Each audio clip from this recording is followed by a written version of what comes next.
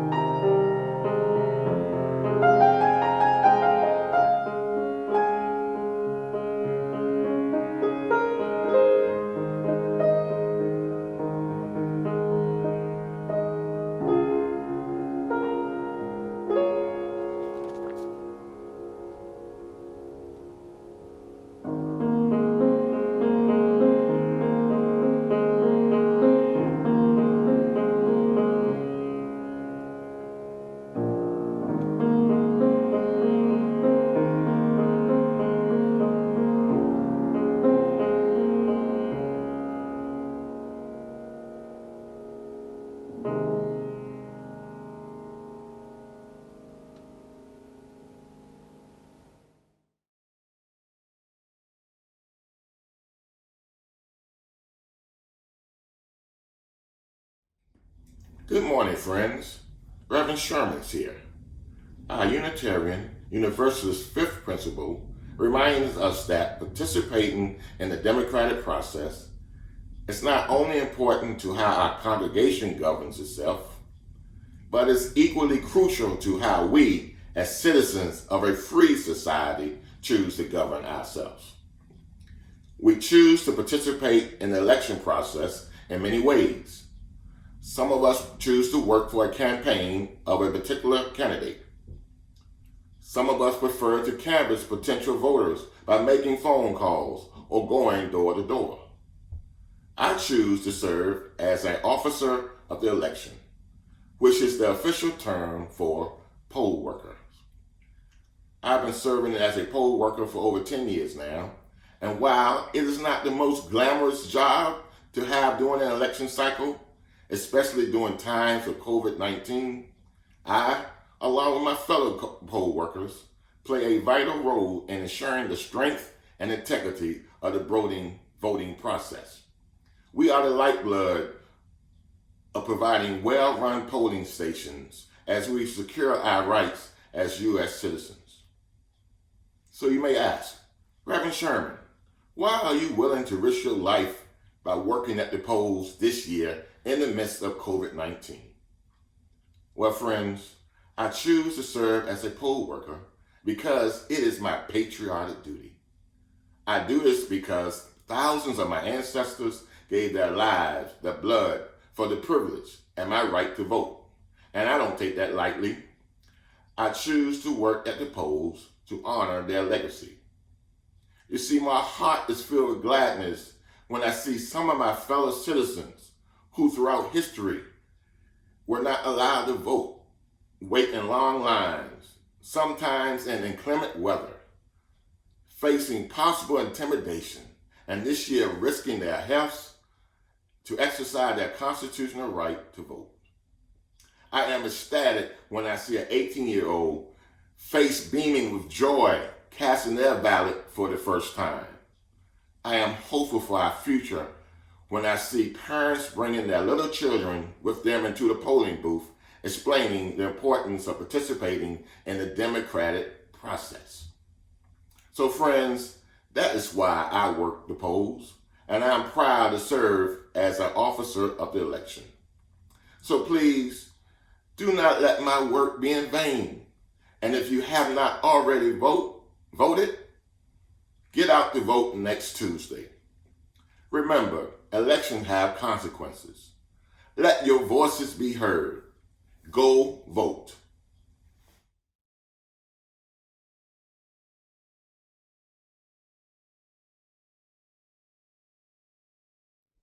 Our Unitarian forebears were people who believed that every person in the state had a place.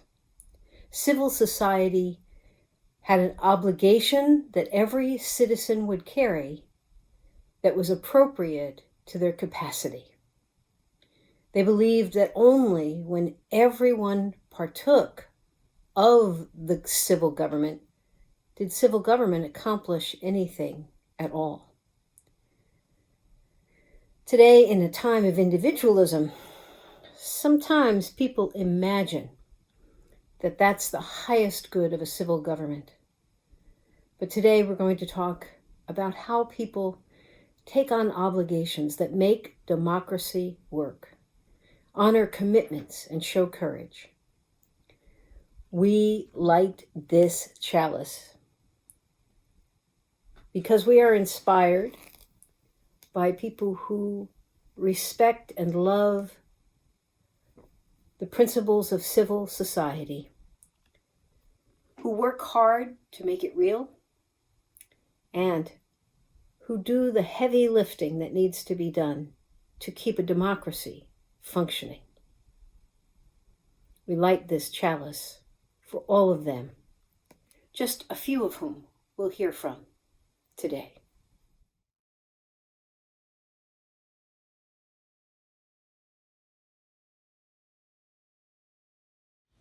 I am Joy Duke.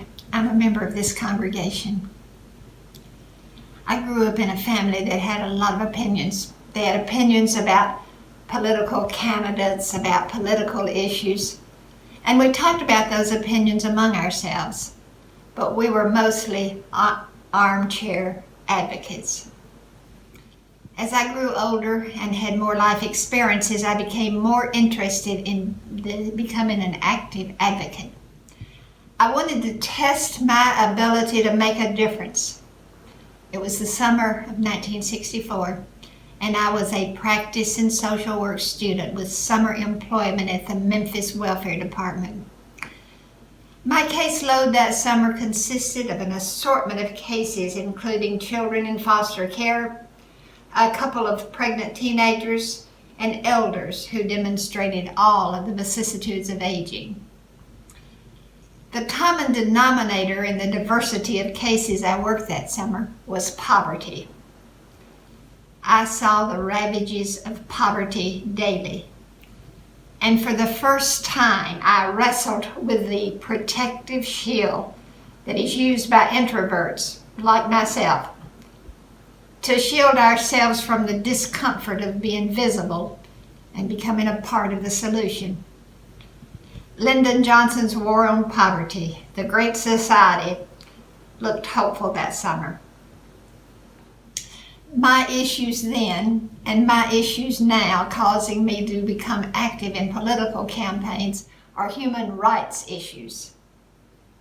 It is the absence of dignity and fairness, equality, respect that is bestowed upon an already disenfranchised people that stirs me to want to do something about it.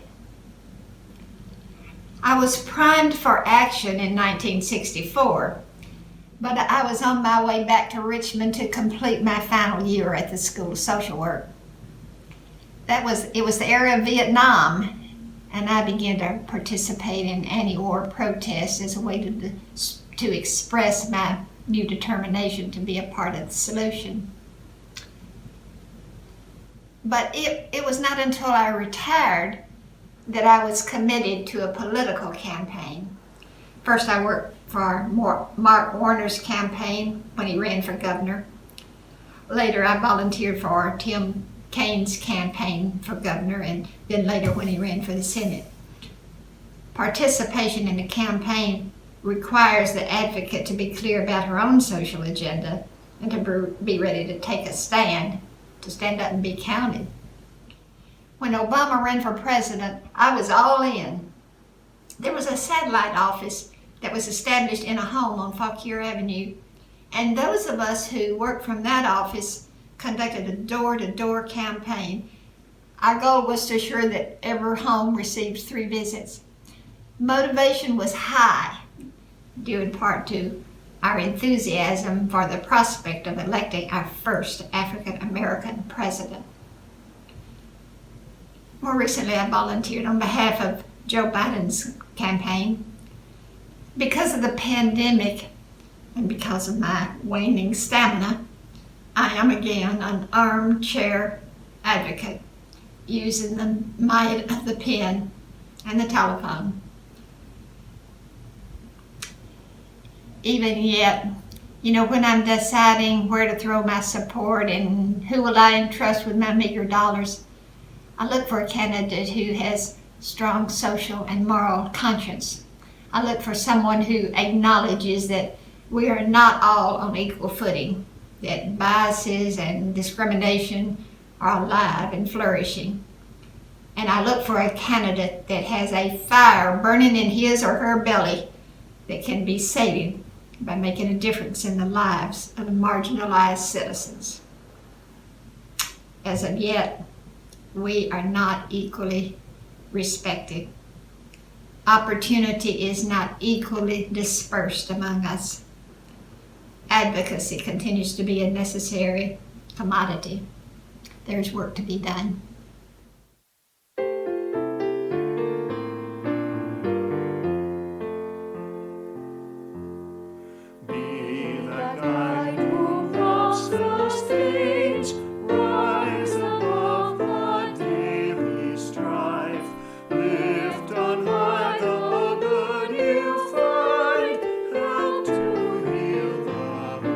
Of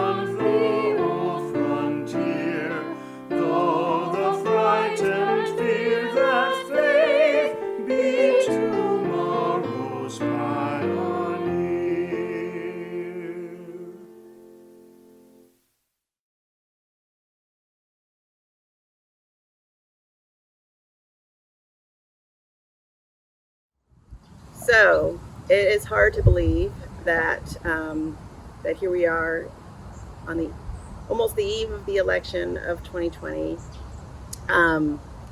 This is a really important week. Uh, so I serve on the school board, and I decided to run for office because I was working as an advocate and a parent, and felt it was really important to have more funding for our schools, and connected with people in the city who were doing important advocacy work to support our schools, and I was just thrilled to be a part of it. Um, I remember the very first day that I came to church. Reverend Dave McPherson was speaking, and his message was that, regardless of what you believe in the afterlife, that it's our responsibility to try to create heaven on this earth, and that's why I do the work. I mean, that resonated with me so much, to believe that, why have we ever lowered our expectations to believe that this place should be anything less. Um, I I think that as a person who spent a lot of time advocating, I've been I've just felt incredibly empowered by the impact that folks have been able to have. People are doing the work of advocacy of advocating for residents in public housing, to push to increase and improve transportation in the city, to get more funding for our schools. Um, and so this has been a really exciting time in our city, and so I've been proud to serve. I've even been prouder to work amongst advocates, and I encourage anyone who cares about this place to show up and to get informed, whatever the topic is that you care about. There's so much work to be done, but there's also so much that we have to be, thankful for, and because we've made some great inroads, and so I am hopeful that we'll see the change we need this week, and beyond, and it's going to happen because we make it happen.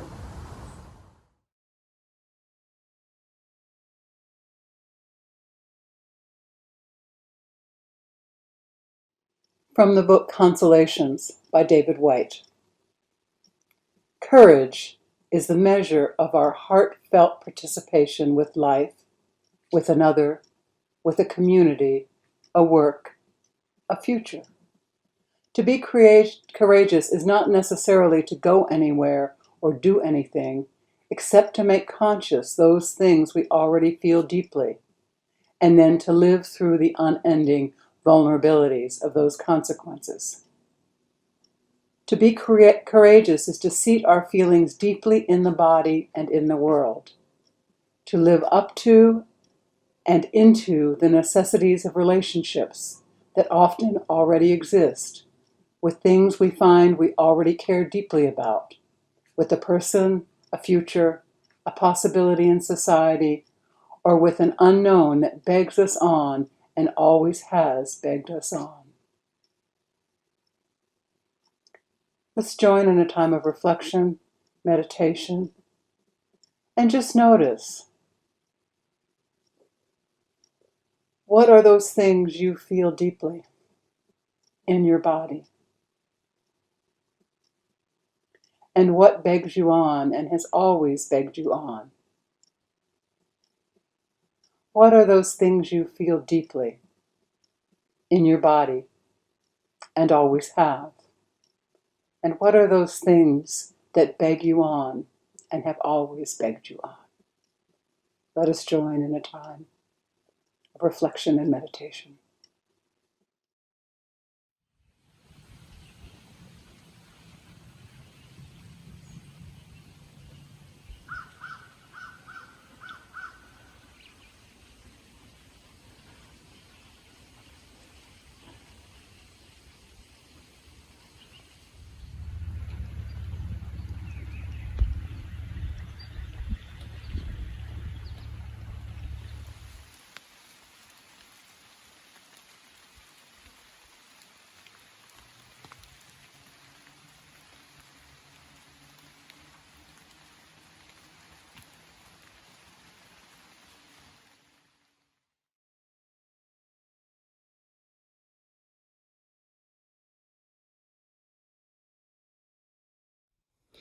Share the Plate this month will be for Community Baptist Church right here in Richmond.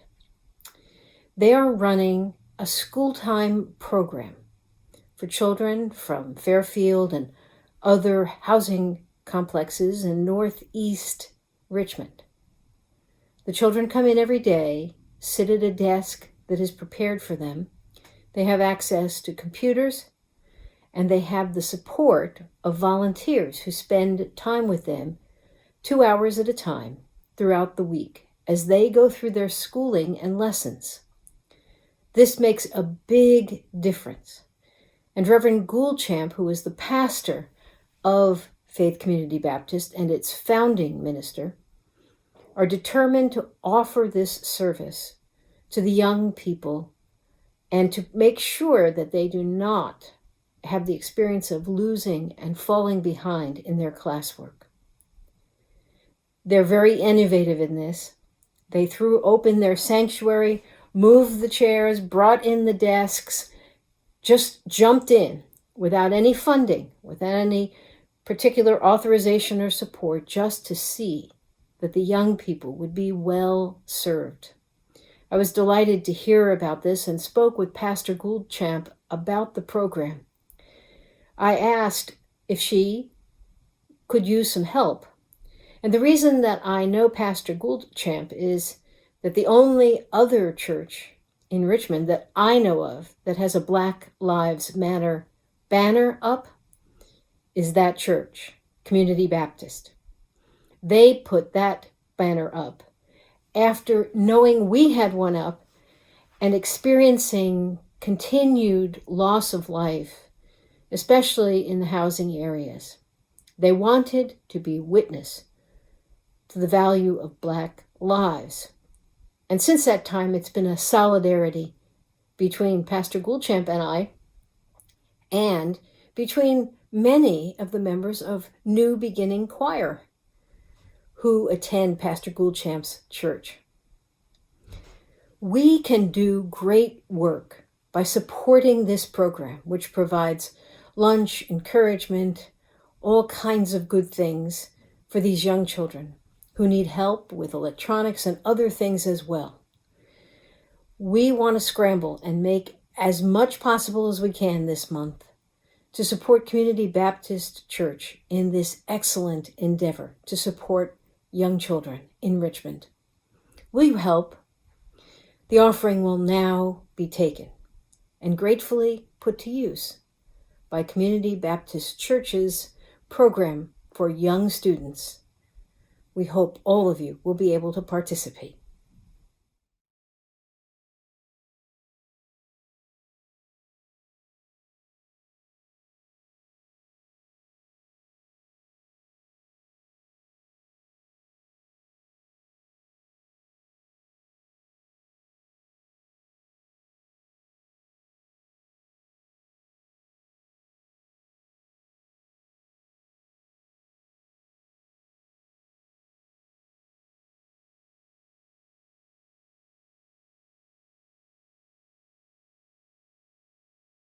When I was volunteering for a candidate running in the 2017 Virginia elections, I began to read more about gerrymandering, a topic I knew a little bit about, but not much.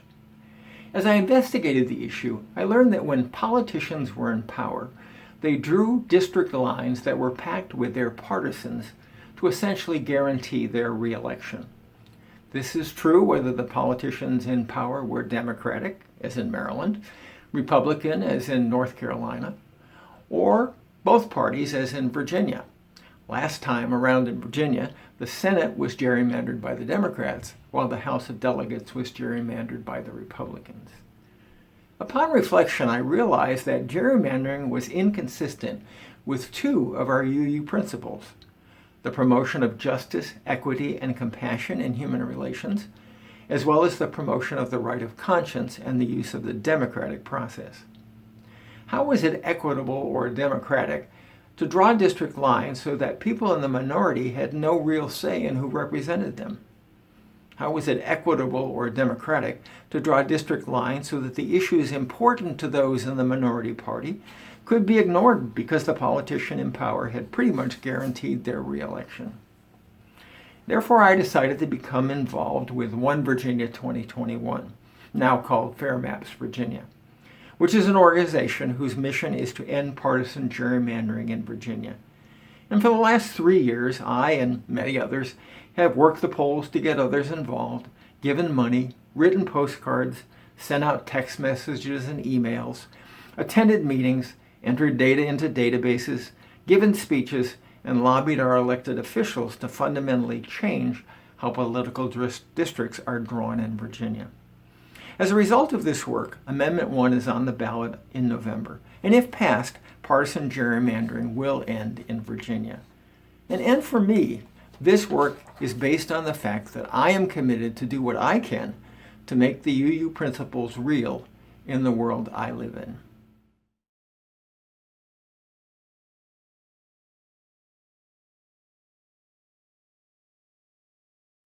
We've heard today from church members who serve that a democracy might thrive. I hope all of you had a chance in one way or another to be involved in the process of delivering democracy to Election Day this year. I know there's been a lot of concern, not only over the president and the Supreme Court decisions. I know there's also been a lot of concern on the part of people who feel that the government does not represent them or think of them or provide for their protection. There's a lot of polarity in the land, and all of us are probably more susceptible to it than we realize. Our Puritan ancestors were very careful to say, "Let no magistrate decide for the church, nor any church officer decide for the magistrate." It's in the Cambridge Platform, chapter 17. I know it's in your nightstand. But the wish they had was to try to set up some sort of separation of the magistrates and the churches such that there would be a consideration of all people, whether they were part of the church or not, and that everyone would be seen and heard fairly in their cases and their laws and how they were enacted. That tiny little hope did grow. Not at all as you might imagine. It grew more into this philosophy that everyone was needed in the church. It was like gathering up the trusses and the stones needed to build a house. All the people needed to be gathered to build a church. And in a like way, all the people needed to be gathered in order to make civil government. Everyone was needed. At that time, taxes were less common and labor requirements were higher. You'd be asked to work on rebuilding a road for 8 days in the springtime, which wasn't always the best time for a farmer. But those sorts of expectations that everyone would be involved both in civil government and the church were very strong early on in the Massachusetts colony, Commonwealth. We've had a long journey to get here. This election has not been pretty to watch or enjoyable. I know many of us keep looking every day at the polls, backing our candidates and hoping other people's candidates might succeed in their other states. I had the unfortunate experience of watching a program on television which had a Nick Freitas negative ad, followed by an Abigail Spanberg negative ad, followed by a Nick Freitas positive ad, followed by an Abigail Spanberg negative ad, and so on for about 5 minutes. It didn't make me happy. And I'm sure all of this doesn't make you happy either. How did we get to become so polarized? How did we accept being so negative? And what can we do about it, no matter who wins on Tuesday? That's a big question for all of us. We want, as Unitarians, to support a democratic process, but we know it takes a lot of upkeep. You have to commit to issues. You have to show up to conduct the polls so that people can come in and vote without a hassle and in a good, organized way.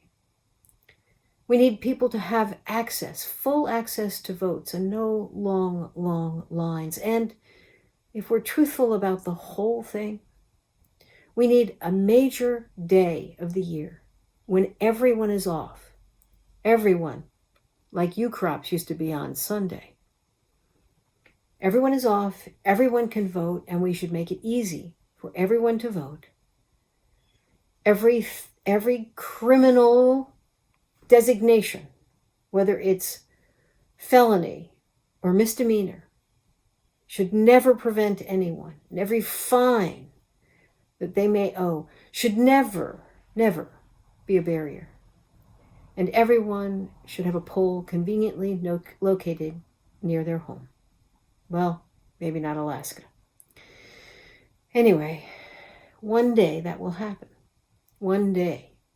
I want to say that I am particularly impressed with how Henrico, Richmond, and Chesterfield have worked, although Chesterfield was a little slow, to get many polls set up, many places where you could vote set up. And I'm glad that people have partaken in early voting and absentee ballots. I used to live in a state that did all the balloting by mail, and the first time we did it, it was scary. And thereafter we said, why did we ever do it in any other way? But imagine this great holiday. We're on election day. We've pre-counted the votes. We're ready, and at 10 p.m. or whatever, we announce all of the results that we have in at that time. It would be a great day for us to celebrate democracy. And the engine of democracy could be cleaned up, and we could be proud of it. That's a dream, but it's not an impossible dream. As Unitarians and Universalists, we have to work toward it. So, no matter what happens on Tuesday, if you win, don't be triumphal. If you lose, don't be bereft or accusatory. People really do wish to see things improve.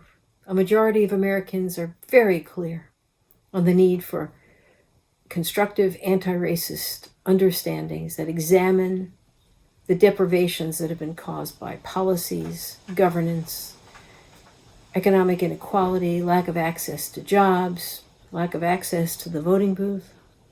A majority of Americans get it now. And we're going to move, we're going to move a statue down off of a pedestal. But it's also true, it's very true, that we must understand that there are people who are being overlooked everywhere, including in rural areas, agrarian economies, other places, who do deserve to have the resources of the government also serve them and serve them well, serve us all well, to establish things that everybody seems to want in a majority, things like access to health care and good education, and just simply to have the opportunity to live what we used to call the American dream, but which we now probably should just call the freedom to pursue those things which interest and could potentially draw people to thrive, which is a wonderful notion. No hate, no violence, no racism, no misogyny, no gender bias, no, impatience with people of different generations. If I hear one more millennial joke or one more boomer joke, I'm just gonna cry. We're all in this together. We always have been, we always will be. So on this election day, I think most of you have voted already. But if you're going into the polls, walk in proud, get your election sticker. Let everybody you see on your very short non-commute, or going out to get the mail, or maybe running to the store, let everybody see that you're proud to have voted. And if you can help somebody get to the polls, do. That too is very practical help in these days. On Wednesday, following Election Day, we're going to have a Zoom coffee time to talk about what we saw and witnessed on Election Day. Anyone's welcome. 10 a.m. The link is in the Friday News Weekly, and we'll try to make sure we post that in convenient places on Facebook as well. Also, if it's okay with you, we'd very much like for us to gather as many as can for Vespers on Wednesday evening. For Vespers, we will have a service of Thanksgiving for the conclusion of our campaigns and voting, for the support and blessing of those who will serve, and hopefully for the calm and peace that we all seek in this democracy as it delivers the outcomes of these elections. Democracy is not easy, but it is possible. UU says it's true, and I believe it. I hope you do too. Blessed be.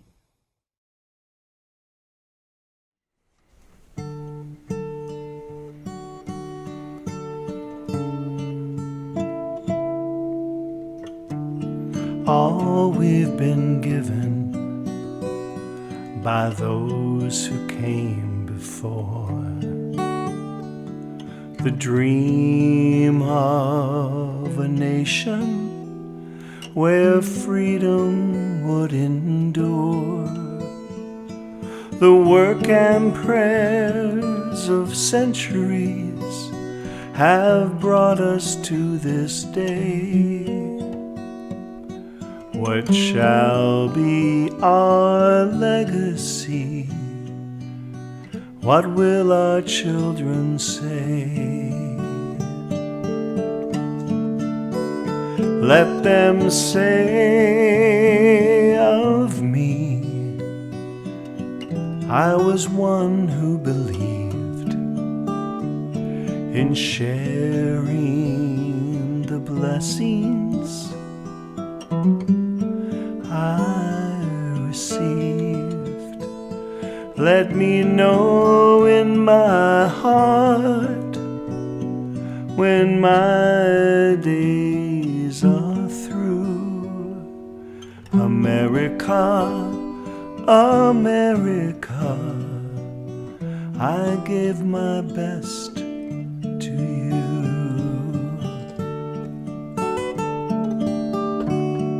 Each generation, from the plains to distant shores, with the gifts they were given, were determined to leave more. Battles fought together, acts of conscience fought alone. These are the seeds from which America has grown. Well, Let them say of me, I was one who believed in sharing the blessings that I received. Let me know in my heart when my days are through. America, America, I give my best to you. For those who think they have nothing to share, who fear in their hearts that there's no hero there, know each quiet act of dignity is that which fortifies the soul of a nation that never dies. Let them say of me, I was one who believed in sharing the blessings I received. Let me know in my heart when my days are through. America, America, I gave my best to you.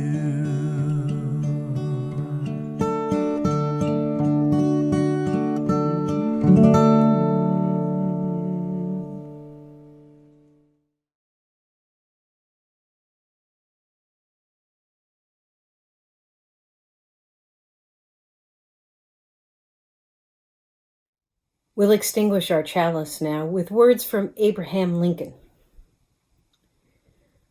I am a firm believer in the people. If given the truth, they can be depended upon to meet any national crisis. The great point is to bring them the real facts and beer.